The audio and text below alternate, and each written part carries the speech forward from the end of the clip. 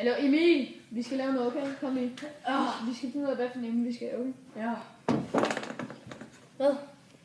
Jamen, vi skal finde ud af, hvad for en emne, altså inden for fysik, ikke? Altså, vi ved, at det skal være inden for solsystemet, ikke? Ja. Har du en eller anden planet, eller? Vi kan tage, altså alle de måneder, der er der. Alle måneder. Og så også den måne, vi har i vores solsystem, ikke? Jo, det er så også alle måneder. Men ved du noget om den måne, vi har på vores jord? Eller? Jeg ved ikke så meget, men jeg ved, at det kun er lavet grøn ost. Og hvem har så fortalt dig det? Min mormor. Tror du på alt, din mormor siger? Mm. Det skal du måske stoppe med. Okay, Emil. Altså, jeg ved for eksempel, at vores måne, det er den tætteste objekt på os. Altså lige nu? Altså, nej.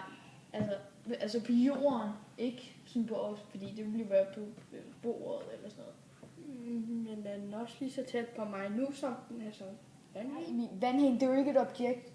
Altså, månen, det er et objekt, og det er et objekt, der er tættest på jorden.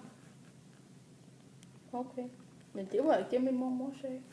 Jamen, så må du ellers lære din mormor. Skal du drille min mormor? Det vil jeg gerne.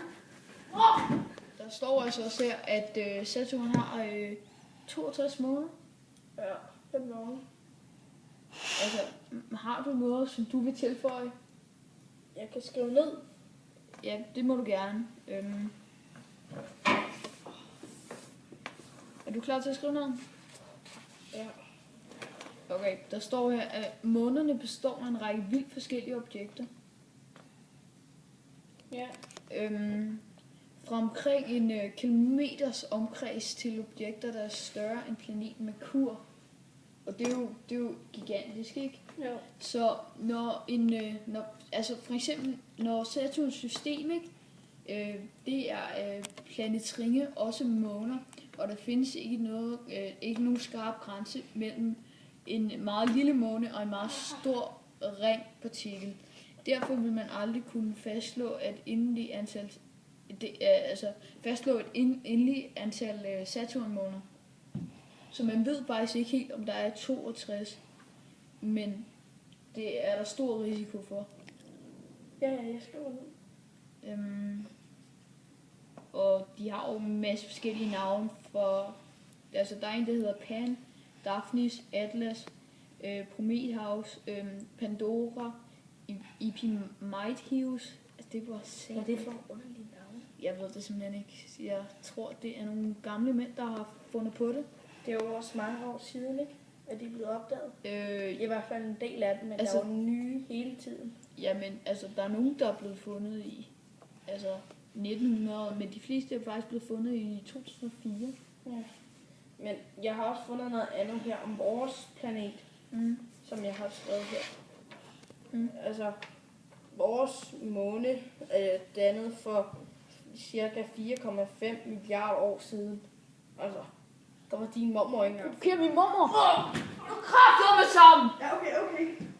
Du sætter dig op, og så læser du op nu. Okay, hvad har du fundet? Ja, månen rykker sig fra jorden cirka 38 mm per år, og det vil sige, om cirka 4,5 milliarder år vil solen... langsommere? Okay. Vil solen være 2 millioner kilometer væk. Okay, der er så sgu da ikke 2 millioner, er du fatsvag, altså? Okay, der er så 200.000 kilometer væk. Altså, du må lige læse. Der er kun lidt forskel. Ja. Nej. Okay, nu har jeg for eksempel fundet lidt om, at måner, de bliver holdt tilbage af planeternes tyngdekraft. Så altså, hver planet, ikke? De har jo et forskelligt antal måner, ikke? Ja. Hvor mange måner har vi så i vores jord? Vi har kun månen, ikke?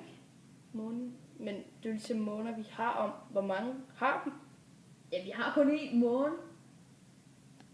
Det vidste jeg ikke. Okay. Altså, hver planet har jo forskellige måner, ikke? Men Saturn har jo for eksempel flere end 60. Det fandt vi ud af før, at man ikke faktisk... 60? Så må der være helt dækket på hele der måner. Her i Danmark har vi jo kun én. Der er jo stor. Så hvis de har 60, så kan de ikke se nogle stjerner. Så er der måner. Det går nok ikke så. Jamen altså... Så kan de ikke se rensdyret. Gider du holde kæft? man kan godt se rensdyr, okay? Og Julian, det findes ikke. Men altså... Jeg kan ikke arbejde med det her!